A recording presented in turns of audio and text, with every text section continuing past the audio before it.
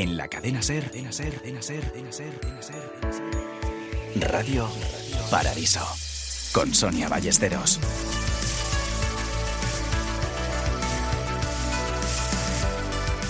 Ha sido seleccionada por Canarias como representante de España y ofrece un largo repertorio de virtudes domésticas. Sabe preparar bien un guiso y es excelente planchadora y modista. ¿Cuáles son las virtudes exigidas para ser mujer ideal de Europa? Para mí quizás la mejor sea hacer felices a todos los que se tiene alrededor, a los niños, a todas las familias, en fin, que todos se encuentren a gusto en casa y alrededor de la familia. ¿Qué se propone en el futuro, María Luisa Halcón? Y yo lo que me propongo es volver a casa y empezar otra vez lo de todos los días, vamos. Esa era la mujer ideal en la España de hace unas décadas, nada que ver con la de hoy, que no tiene por qué ser ideal ni aspira a serlo. Es, dicen sociólogos e historiadores, la gran revolución de este siglo, que empezó pasito a pasito a finales del XIX y que ha cambiado, seguirá cambiando la forma de ver, de interpretar y de estar en el mundo. La mujer ha decidido ocupar su lugar y lo está consiguiendo. Dicen que España es uno de los mejores países para ser mujer. Lo cierto es que en el Congreso ya hay más diputadas que diputados, un fiel reflejo de lo que pasa en la calle. Y aunque quede mucho por hacer, estamos muy lejos de ese tiempo en el que la inmensa mayoría dejaba de trabajar cuando se casaba para ocuparse de la casa, del marido y de los hijos.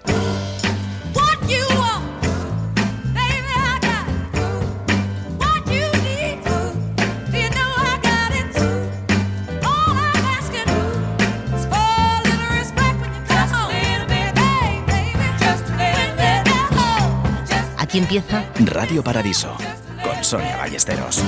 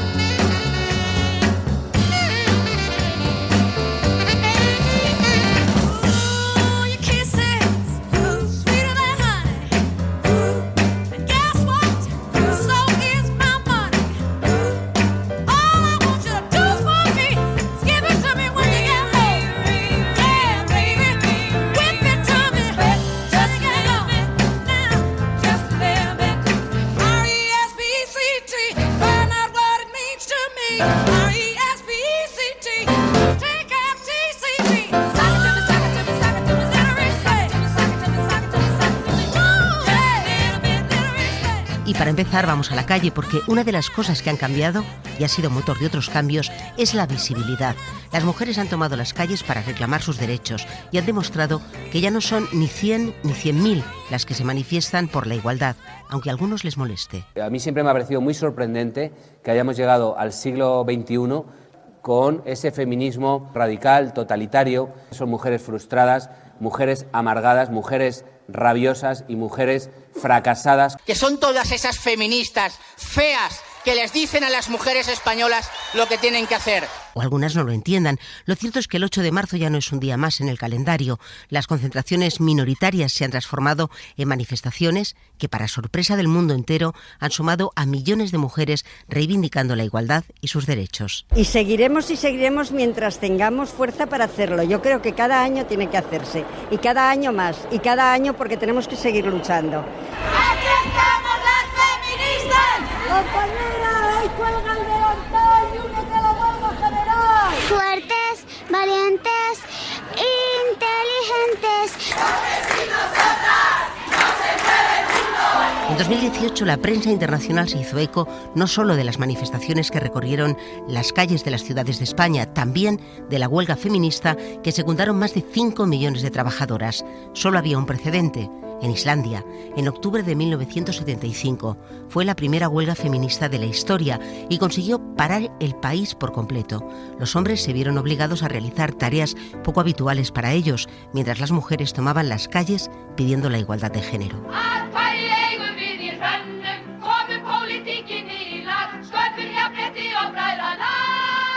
En Reykjavik corearon canciones como esta, en la que recordaban que las mujeres sumaban muchos votos. Arreglamos la política y creamos igualdad y fraternidad, cantaban las manifestantes. Hubo discursos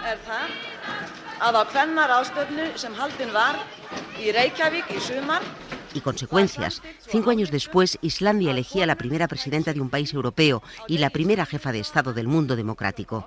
Vigdís Finnbogadóttir, una de las miles de mujeres que fue a la huelga, tomaba posesión de su cargo, que ocupó 16 años. Ég vil biðja ykkur að minnast með mér fósturjarðarinnar. Lifi Ísland! Hurra! Hurra! Hurra! 1975 había sido declarado por la ONU Año Internacional de la Mujer. Mientras en Islandia y las principales capitales europeas y de Estados Unidos se sucedían las marchas y protestas exigiendo igualdad, en España la organización del evento recayó en la sección femenina. En este año, declarado por las Naciones Unidas Año Internacional de la Mujer, no podía faltar nuestro homenaje a la sección femenina del movimiento que tanto se ha esforzado y se viene esforzando por la promoción de la mujer española. Aunque temas como el aborto, el divorcio o los anticonceptivos no pudieron abordarse libremente, en el Año Internacional de la Mujer se pudo escuchar en Madrid a activistas como la norteamericana Betty Friedan. On this historic moment of the awakening of the women of Spain, of the insistence. No solo hubo conferencias o mesas redondas. En mayo del 75 el gobierno reformaba varios artículos del Código Civil y de Comercio que acabaron con la obligación de solicitar el permiso del marido para una serie de actividades. Las asociaciones de mujeres empezaron a tener más visibilidad. El cambio se aceleró tras la muerte del dictador ese mismo año. Woman is the nigger of the world. Yes, she is. Think about it. Woman is the nigger of the world. Think about it. Do something about it. Hay mujeres que lo han tenido más difícil que otras. En la transición se pusieron a la cabeza de las manifestaciones para reclamar su libertad sexual. Eran mujeres en un cuerpo que no reconocían como propio y ni siquiera sabían cuál era la palabra apropiada para nombrar lo que les pasaba. Transexuales como Miriam Amaya, con la que hemos conversado. Ella es transexual y gitana. Empezamos por su infancia. Bueno, yo verdaderamente tuve una infancia absolutamente maravillosa. Ya desde el nacimiento yo creo que ya mis padres ya me vieron, es más, sabían que por mi parte no iban a tener el apellido continuado, conmigo moría. Luego aparte de ahí ya sí que en la escuela tal vez un poco más digamos lo que hoy se le llama bullying, también por ser gitana y por ser demasiado afeminada, digámoslo de esta manera. No me gustaban los juegos de chicos, no me gustaban hacer cosas que hacían los chicos normalmente, como salir a pegarse. Siempre iba más con las niñas y estaba más con las niñas. O sea, una infancia sobre todo viene en tu casa, es decir, que en tu casa aceptaban pues que tú fueras diferente. Sí, bueno, más que diferente, no era que ser diferente, sino que veían, tú misma. Sí, exactamente, que veían que a mí me gustaban los juegos de niñas, me gustaba vestirme de mujer, pues que me veía bien, me veía cómoda. Es más, hay una pequeña anécdota que ya tenía yo 10 años más o menos.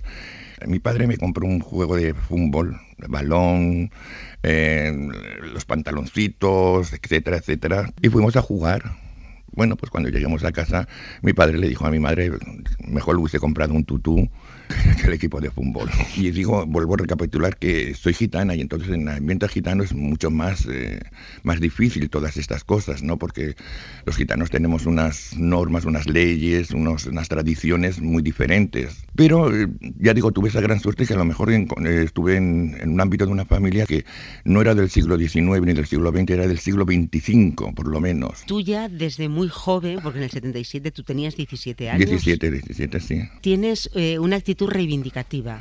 Sí, ya, bueno, la actitud reivindicativa yo creo que la tengo desde mucho más antes. Es decir, yo iba por la calle, iba con mi familia, iba con esto, y yo veía que sí, me miraban ya, pero estas cosas de que no estás aún muy conforme con que la sociedad te esté mirando así de lado, Entonces, yo ya iba muy reivindicativa en eso, ya digo, yo a los 15 años ya me puse la primera hormona, de escondidillas porque nadie sabía aún bien lo que era eso, pero a los 16 años ya digo, pues ya empecé a comportarme como verdaderamente soy, como Miriam.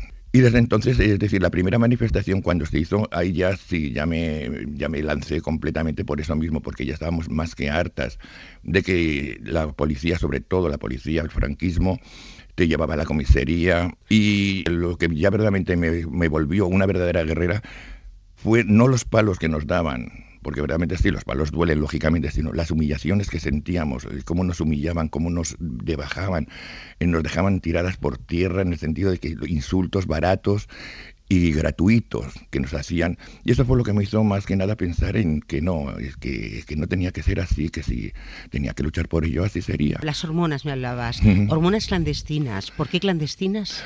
Porque entonces no se daban en las farmacias, en Barcelona, que fue donde me las puse, en lo que es el barrio chino, allá habían una especie de, digamos, practicantes que estaban sobre todo para las mujeres, para la prostitución, pues por si tenían alguna enfermedad o algo, iban allí compraban las gomas, los condones, los preservativos. Y entonces ellos mismos pues tenían estas hormonas, que es como un abortivo.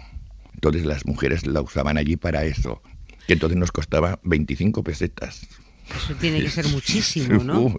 Ya era dinero, ya en el 77, 78, bueno, 76 mejor dicho, 76, 77 ya era dinero. Miriam, ¿y tú eras consciente de que era un peligro?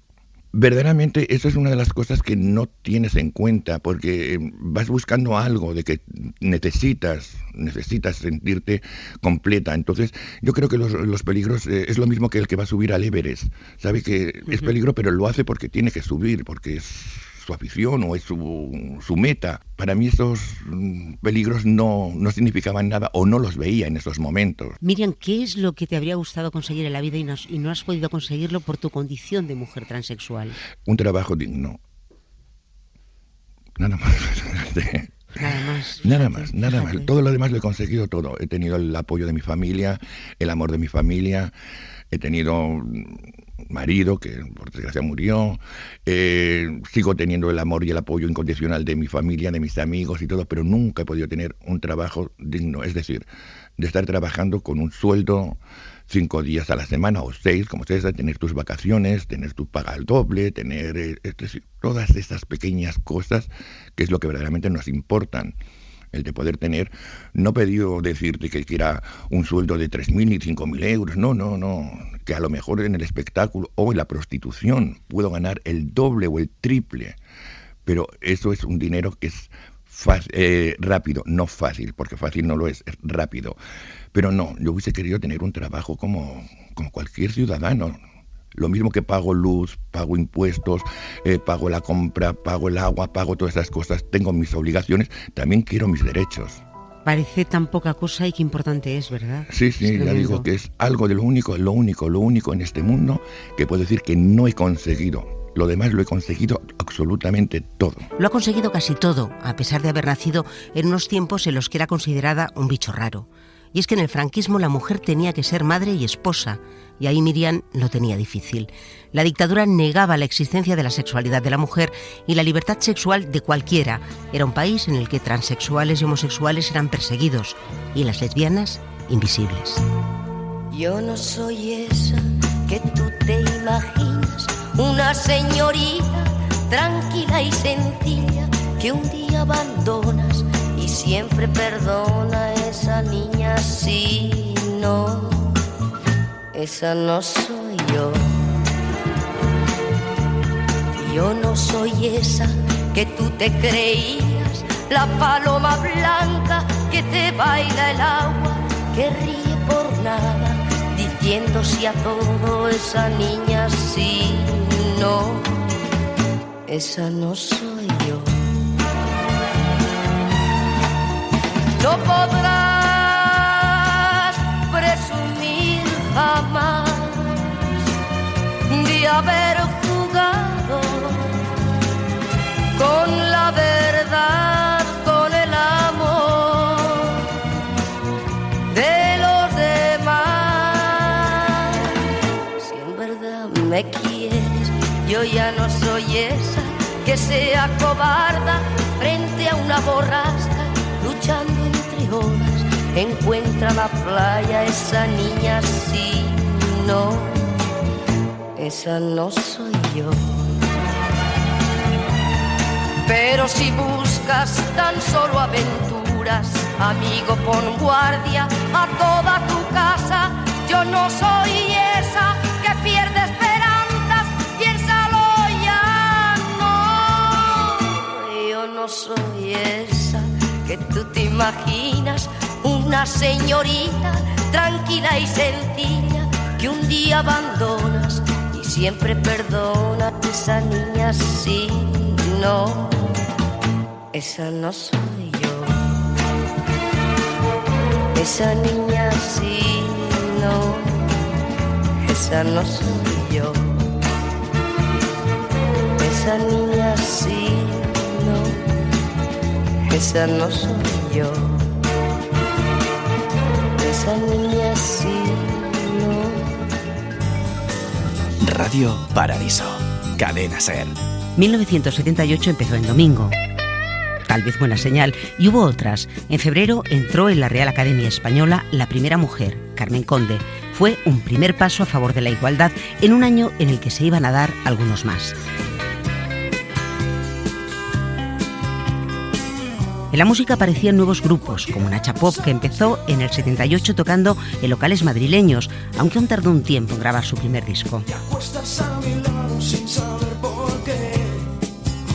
La sociedad española estaba cambiando y las mujeres se pusieron muchas veces al frente de esas manifestaciones por el cambio. La presión del movimiento feminista y de las que militaban en los partidos políticos era cada vez mayor. La despenalización de los anticonceptivos fue uno de sus caballos de batalla. No todas pensaban lo mismo. Las décadas de franquismo y la influencia de la Iglesia Católica seguía pesando mucho en la sociedad, también en las mujeres. Así que, al pensar en los anticonceptivos, era habitual oír cosas como esta. A mí me parece que es una cosa que es la ley de Dios.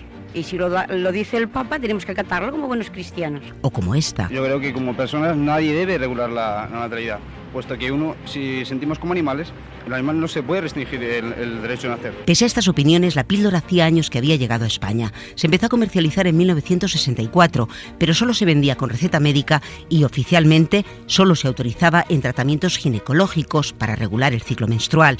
Escuchamos a un médico partidario de la ley. Siempre que la mujer lo necesite, o sea, que siempre tenga una enfermedad, que hay varias, que pueden ser tratadas con anovulatorios, nosotros debemos emplearlo, recetarla con el exclusivo fin y objeto de no tener hijos.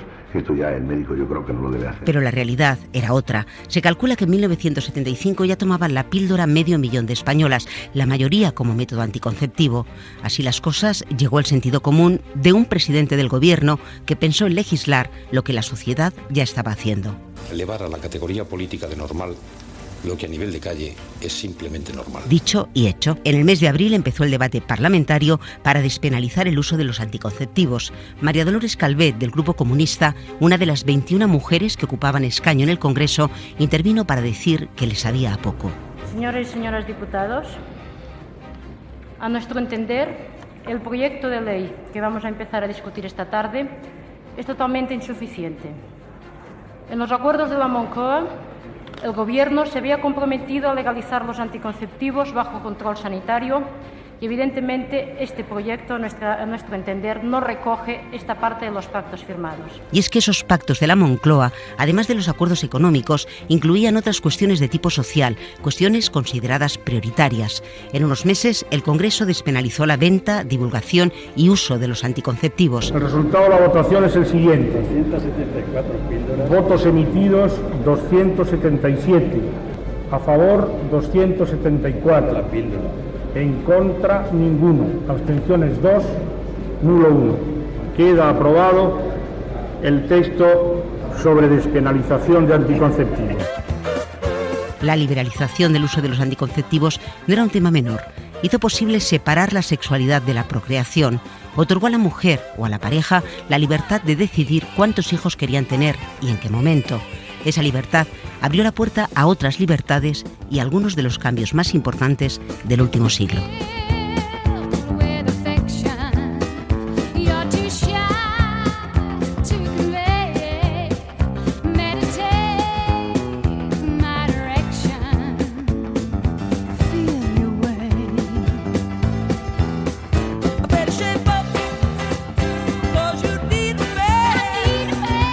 3 años después de la llegada de la píldora llegó el divorcio, y es que durante décadas el matrimonio aquí fue para toda la vida. Lo malo es que la mujer al casarse no podía ni conducir, ni abrir una cuenta en un banco o tener pasaporte sin autorización del marido. Así que la llegada del divorcio en 1981, nos va a contar Isabel Salvador, fue celebrada como un logro, uno más para la libertad de la mujer.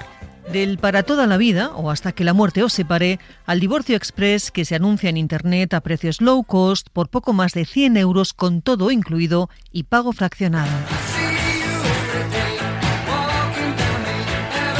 22 de junio de 1981, Status Quo sonaba como número 1 de los 40 principales y España e Irlanda eran los únicos países europeos en los que no se permitía el divorcio.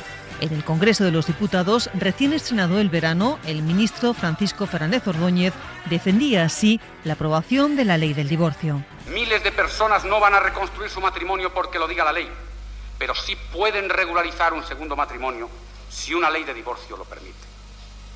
No podemos impedir que los matrimonios se rompan, pero sí podemos disminuir el sufrimiento de los matrimonios rotos.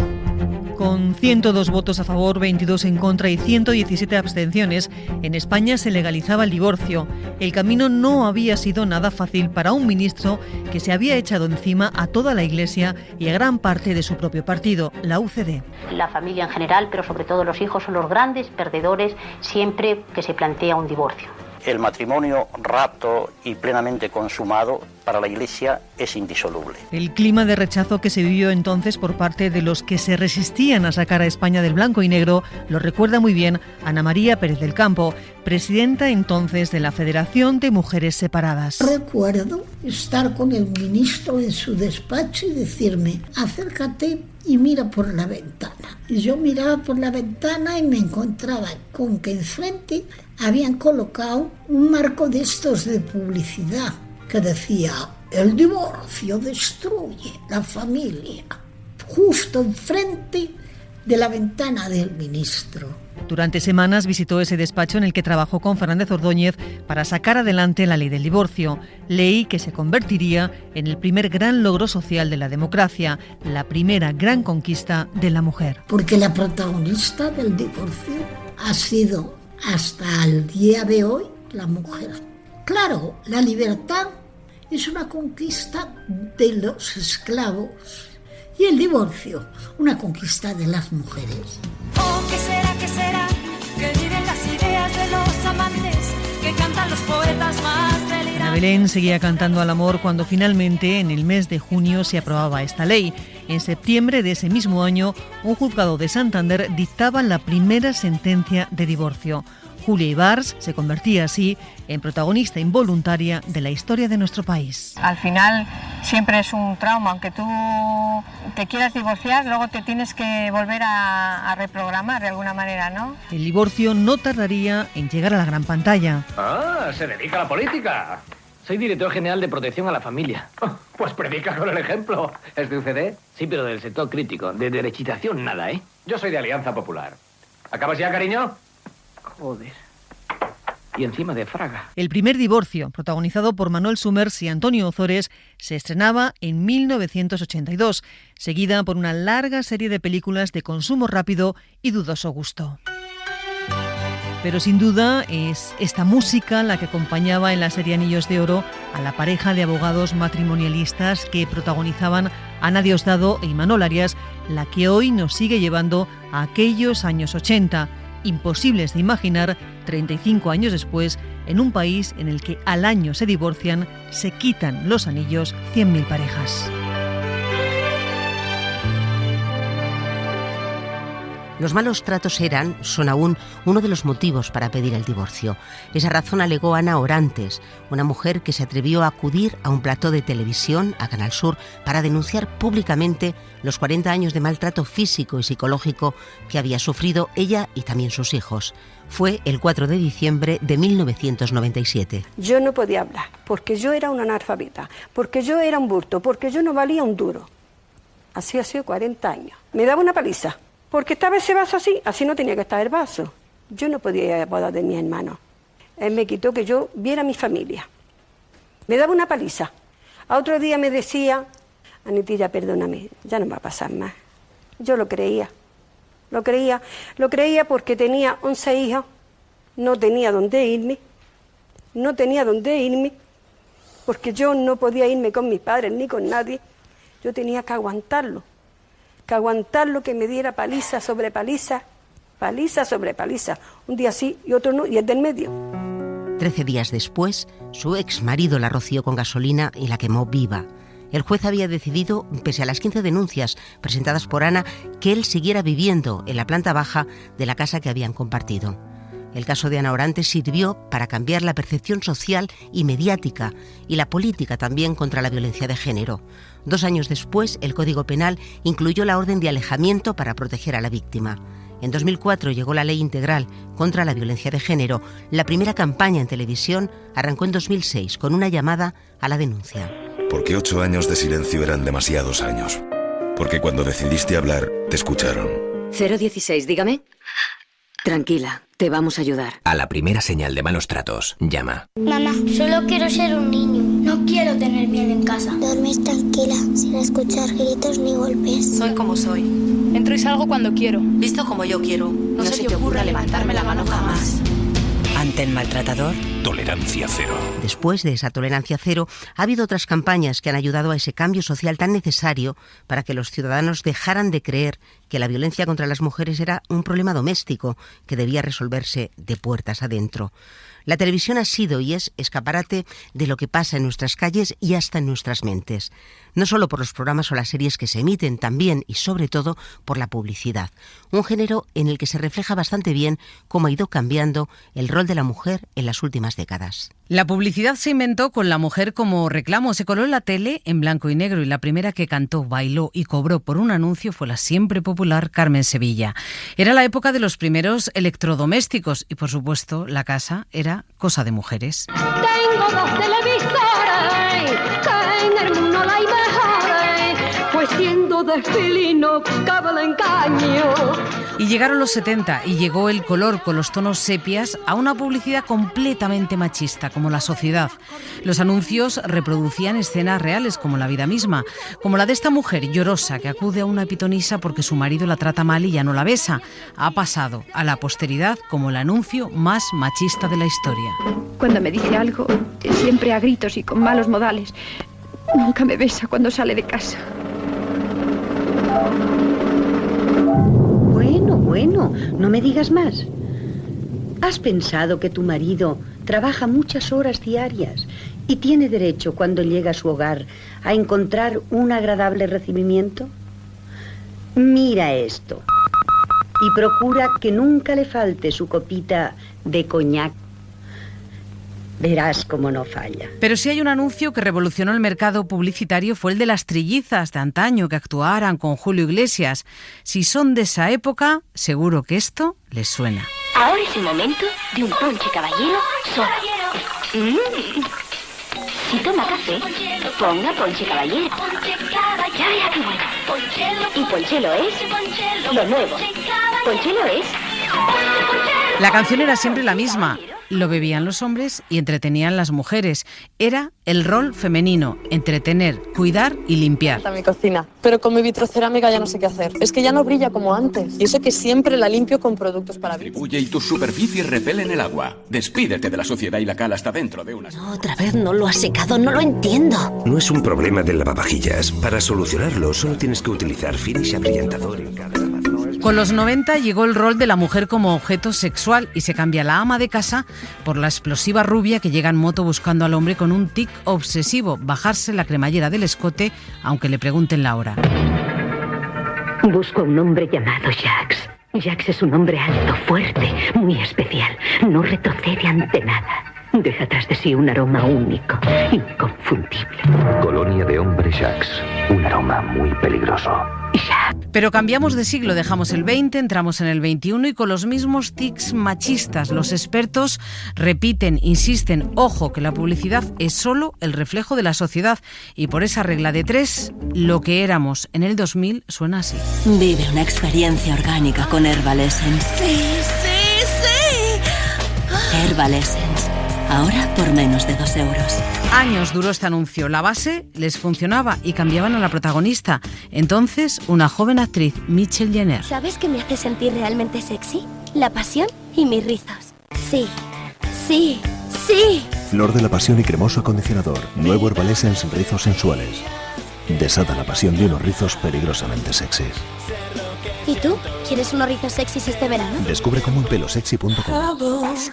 Pero llegamos a la etapa actual. La publicidad la regula un autocontrol de los propios medios y empresas, y ahora mismo sería impensable colocar estos anuncios que hemos oído, pero sigue habiendo, ahora se dice en el argot publicitario, sexismo. Y si creen que lo han oído todo, pues escuchen. Hola chicas, mirad a vuestro chico y después a mí.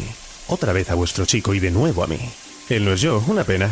Pero si dejara de utilizar ese gel de baño tan femenino y se pasara a Old Spice, podría oler como yo. Mirad hacia abajo y luego hacia arriba. ¿Dónde estáis? En un barco con un hombre que huele como podría oler vuestro chico. ¿Qué tenéis en la mano? Miradme. Lo sé. Es una ostra con 2 entradas para eso que os encanta. Mirad de nuevo. Las entradas son un diamante. Cualquier cosa es posible cuando vuestro chico huele a Old Spice y no como una chica. Sí, estoy en un caballo. Sorprende, el anuncio es reciente. Cambian los roles, la mujer ahora ya no está en casa, es ejecutiva, pero debe llegar a todo y estar perfecta. A todos pongo por testigo que nunca más volveré a renunciar al postre. Llegan los nuevos postres Vitalinea.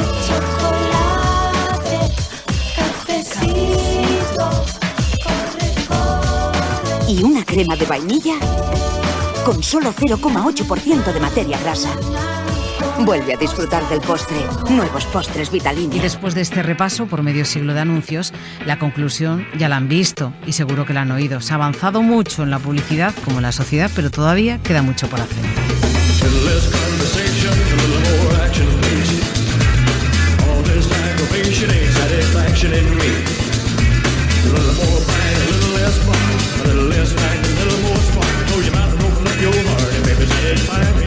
La publicidad tiene un lenguaje propio, como lo tuvo el informativo más difundido en el franquismo, ese que se emitía durante años en los cines, antes de la película.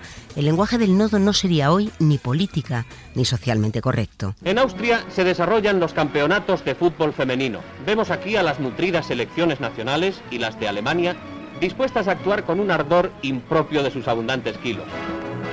La única nota optimista es que cuando se casen, si se casan, cambiarán este juego por una batería de cocina. Y se quedó tan ancho el comentarista. Nos sirve esta introducción para hablar del deporte, un ámbito en el que las mujeres han dado pasos de gigante, aunque queda mucho por hacer. Un ejemplo, parece que aún hoy ser mujer y árbitro de primera división es algo incompatible. ¿Veremos no tardando una mujer pitando y dirigiendo partidos en primera división?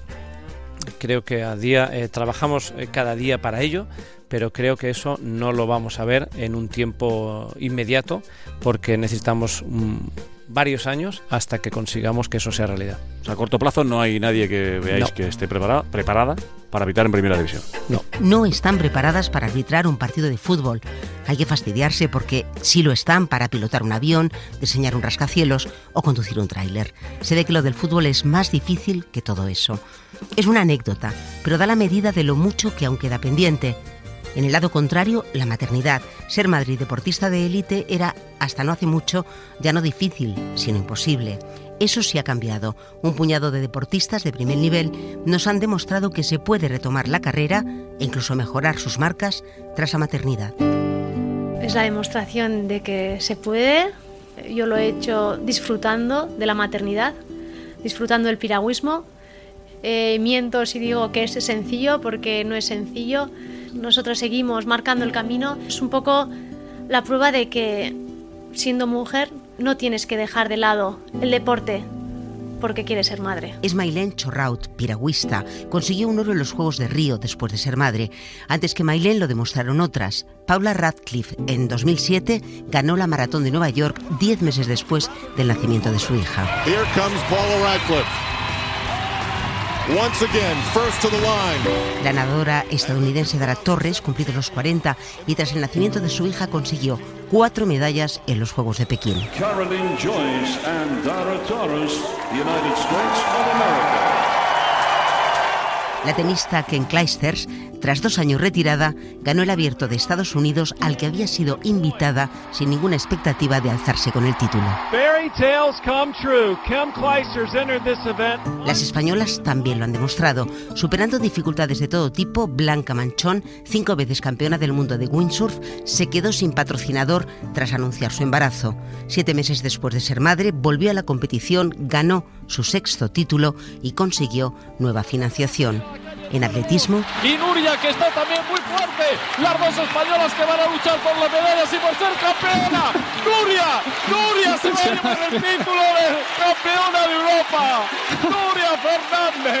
Nuria Fernández y Natalia Rodríguez, oro y bronce en el europeo de 2010. Antes tomaron la decisión de ser madres, sabiendo que iba a ser complicado retomar su carrera deportiva. La verdad es que era una cosa como dura, ¿no? De decir, me llama la maternidad, pero digo, voy a perder todo. Si te detienes a pensarlo, dices, no tengo hijos, porque no había muchas ayudas, era todo como un poco incertidumbre. No sabías, no había un sendero ahí andado, y entonces era complicado. A mí me decían que no volvería a la élite, nos contaba Nuria Fernández. Se equivocaron. De hecho, conseguí mis mayores logros después de ser madre. Me sentí mucho más resistente, que será lo que dicen los científicos de las hormonas y todo eso. Y luego con más cabeza, como que sabía leer las carreras, luego aprovechaba mucho el tiempo y quizás esas cosas pues maduras, te hace madurar y bueno, madurez que no pasó desapercibida ni para sus competidores ni para los comentaristas. Nuria, cuando las carreras son duras, desde luego gana muchísimos enteros. Últimamente ha madurado muchísimo como atleta y me atrevería a decir que como persona empuja muchísimo. Es una atleta de mucha fuerza y muy trabajadora. Lleva un año espectacular. Nuria fue de las pioneras. En el 2007 nació su primera hija. Entonces no había ninguna ayuda para las deportistas de élite tras la maternidad. Se están dando cuenta que podemos ser madre perfectamente, estar en la élite, compaginar el deporte y bueno, gracias a unas cuantas y pues lo hemos podido demostrar que se puede y que nos tienen que apoyar porque necesitamos esa ayuda. En 2014 llegaron las primeras ayudas por nacimiento y guardería, pero aunque han demostrado que la maternidad es compatible con la excelencia deportiva, aún hay mujeres que temen no poder retomar su carrera o perder a sus patrocinadores. También hay quien ha firmado un contrato con una cláusula antiembarazo. Son ilegales, pero existen, aunque ese es un tema que merece capítulo aparte. Hoy nos quedamos con las que han superado la prueba con sobresaliente, como Nuria Fernández, que el año pasado, con más de 40 y 3 hijos, se coló en la final del Europeo de Belgrado. Nuria, va a ser finalista Nuria finalista en Belgrado. 40 años, 199 días, finalista en 3000 en el Campeonato de Europa en Belgrado.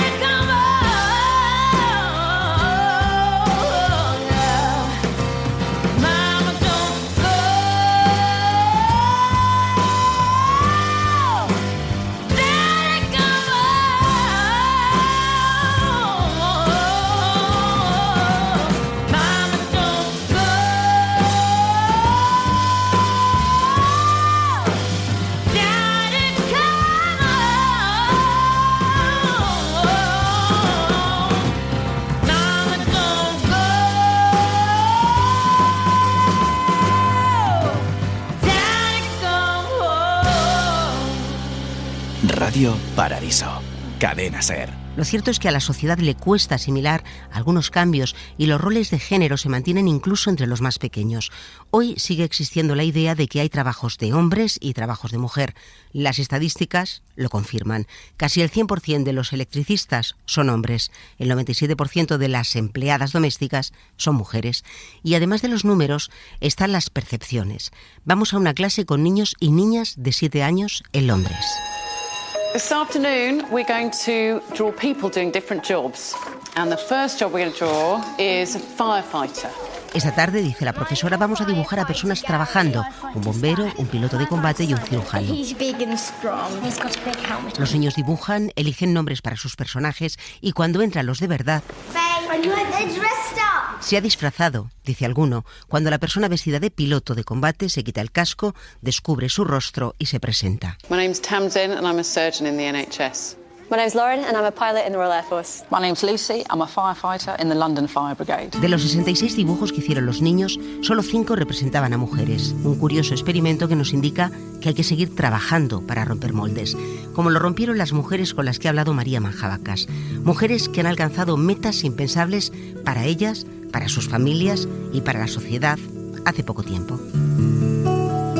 Sus historias algo tienen en común, han llegado donde quieren, pero el comienzo fue duro. Rosa hasta lo tuvo difícil para estudiar, es una joven gitana de Granada, la primera mujer de su familia que estudió una carrera universitaria. Pasaron por lo de letras, pero la ciencia ya era cosa de hombres y se rebeló. Y yo he sido muy rebelde y he dicho que no, que yo llegaba a ciencias porque sí. Y porque sí, ya es geóloga y su motivación, su abuela, que aprendió a leer y a escribir a los 64 años. Las mujeres de su familia que se habían sentido discriminadas fueron las que la empujaron. Que yo hablo más de mi madre y de mi abuela, porque ellas son, por decirlo así, mis mujeres gitanas referentes para que yo estudie.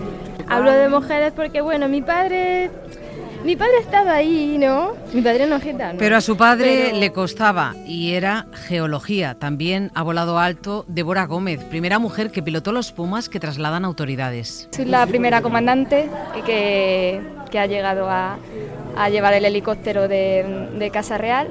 Pero ya os digo que soy uno más. Y aunque dice que en el ejército no ha notado discriminación, sí que dice que la barrera la pone la sociedad. A la sociedad todavía le cuesta. Creo que la barrera viene de la propia sociedad y la gente se sorprende. Y me ruboriza que cuando yo digo lo que soy, la gente se extraña y dice, anda, militar y piloto, madre mía. Y para mí es algo normal, es mi día a día. Y el día a día del artista Alita Cabellut transcurre entre óleos y entre hombres, porque pese a que parece un mundo más igualado... El mundo del arte es todavía un mundo de arte de hombres, pero las mujeres estamos muy presentes y las pocas que somos hacemos mucho ruido. Y para ruido lo que tiene que hacer Magdalena, fontanera de profesión, se ha especializado en gas y cuando llega a las casas... Llego yo y dicen, pero ¿y el listador cuándo viene? Digo, no, si soy yo. 1,5 metros soy yo. Sí, sigue habiendo alguna excepción, pero bueno, ahora te respetan porque has tenido que demostrar y has pegado varios golpes en la mesa diciendo que nosotras también valemos, ¿eh? Valen y mucho, pero lo triste es que aparte de trabajar, ellas han tenido que demostrar que valen. La incorporación al mundo laboral ha sido un proceso imparable y no hay vuelta atrás.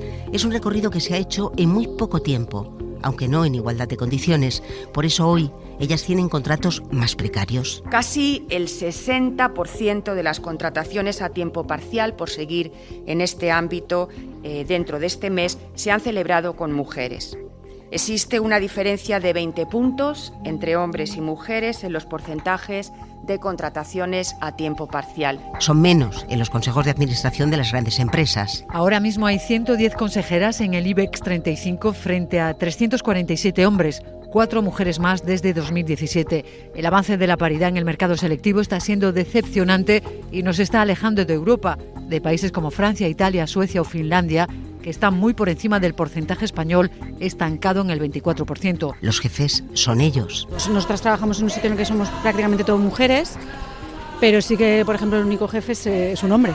Y este año pues queremos seguir afianzando lo que creemos que desde el año pasado ha empezado y se está dando de una manera cada vez más, ¿no? Ellas cobran salarios más bajos. La brecha salarial, con datos del Instituto Nacional de Estadística, es del 22,35% en nuestro país. Con los propios datos del Eurostat nos están diciendo que hay una brecha salarial en todos los países de la Unión Europea. Y dedican más horas al trabajo doméstico y al cuidado de niños y mayores. Yo creo que la mayor desigualdad está en el ámbito del hogar, en la casa. en lo que hacemos nosotras las mujeres en la casa, porque entre comillas nos quisieron hacer creer que nos habíamos liberado, permitiéndonos trabajar y votar, y nos tienen como esclavas en casa, cocinándole y lavándoles el culo a todos. Vamos, que lo de la liberación en el terreno laboral no ha sido ningún chollo para muchas mujeres, pero la lucha por la igualdad laboral no empezó ayer ni mucho menos. Hubo mujeres que, desafiando a la dictadura y al sindicato vertical, lucharon para defender los derechos de las trabajadoras. Mujeres como Natividad Camacho era aprendiz en el sector textil. Las comisiones habían conseguido mejoras para los trabajadores del metal y pensó que era el momento de ponerse al frente de sus compañeras. Nos informamos de que había un convenio que se llamaba, para la provincia de Madrid, Convenio de la Confección, Vestido y Tocado. Entonces decidimos que teníamos que enterarnos a ver quién negociaba en nuestro nombre. Trabajaba en la empresa de la calle Juan de Olías 11 y 13, donde estábamos 600 trabajadoras. Pero en la calle Coruña, Manufacturas África, tenía 1.500. Pero en la calle San Enrique, que estaba a Cortefiel, tenía 6.000. Y ahí empezó usted, Nati, a negociar. Se habían dado cuenta que el ejemplo del metal podía salirles mal, y encima pues éramos como muy ruidosas, éramos muy jóvenes, yo era aprendiza todavía. La pelea en mi época de jovencita eran mis propios intereses. Yo ganaba a la quincena 600 pesetas. Con aquello era imposible vivir. Había que defender, en primer lugar, el salario, un salario digno y unas mejores condiciones en las empresas. Trabajabas para un sastre o para una fábrica, te pagaba tanto la pieza y era absolutamente precario. ¿Por qué hay que ser peleones? Porque mi experiencia es que ganamos muchas cosas, mejoramos muchísimo nuestras condiciones de vida, mejoramos nuestros salarios, conseguimos además un país mejor. La experiencia mía es que si peleas, consigues cosas, y si no peleas y te callas, pues acabas siendo cómplice de situaciones injustas.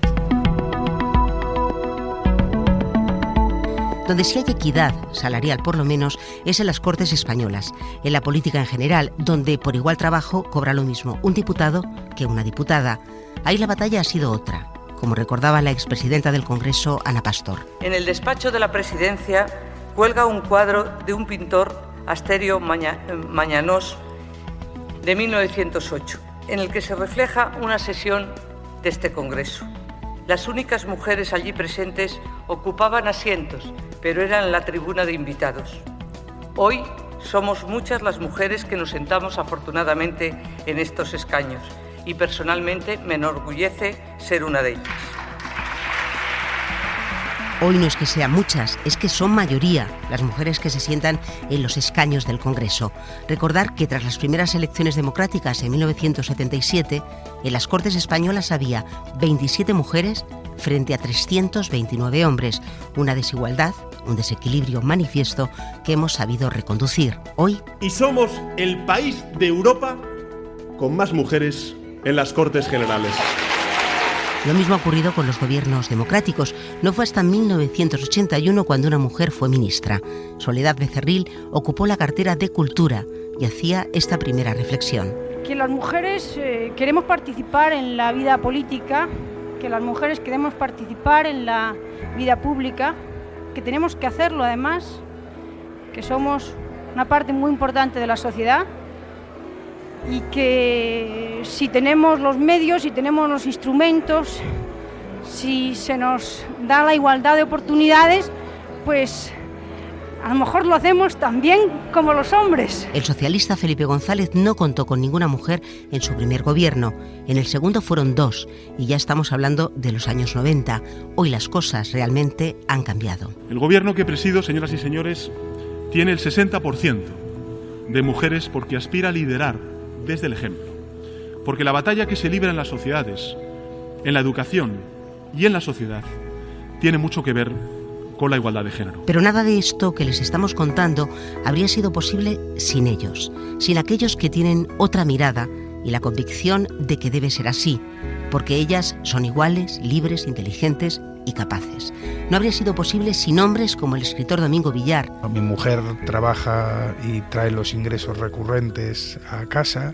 Sé que si fuera más prolífico, pues nuestra situación financiera sería mejor, pero me puedo ocupar más de los niños y de la casa, en fin. O algunos de nuestros oyentes. Gracias a todas esas mujeres como mi madre, que eran feministas antes siquiera de saber lo que era el feminismo. Mujeres que a base de instinto de justicia utilizaron la educación como arma para acabar con la desigualdad. Tenemos que salir de este machismo que viene instaurado en la sociedad española y al final tiene la mujer que coger su papel, que es importante, es muy importante. Yo creo que todos tenemos que ser feministas porque lo que se está exigiendo es una igualdad entre hombres y mujeres. Entonces todos tenemos que ser feministas. Quiero dar las gracias a todos los hombres que apoyáis esto. Gracias.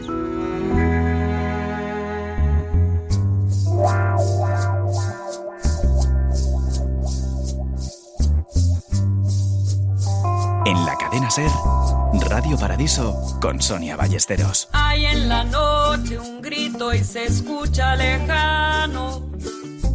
Cuentan al sur, es la voz del silencio. En este armario hay un gato encerrado. Porque una mujer defendió su derecho. De la montaña se escucha la voz de un rayo. Es el relámpago claro de la verdad. En esta vida santa que nadie perdona nada. Pero si una mujer pelea por su dignidad. Ay, morena, morenita mía, no te olvidaré.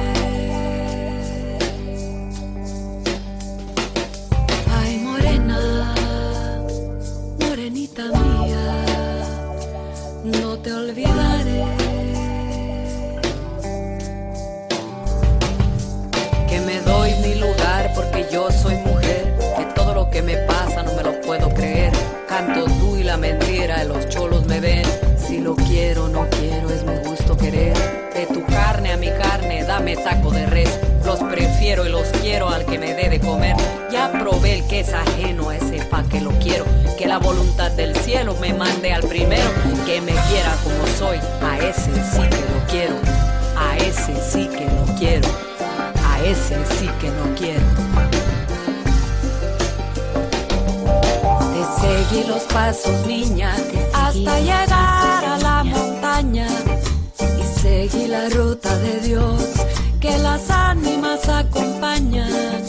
Te seguí los pasos, niña, hasta llegar a la montaña. Y seguí la ruta de Dios, que las ánimas acompañan. Que las ánimas acompañan, que las ánimas acompañan, que las ánimas acompañan.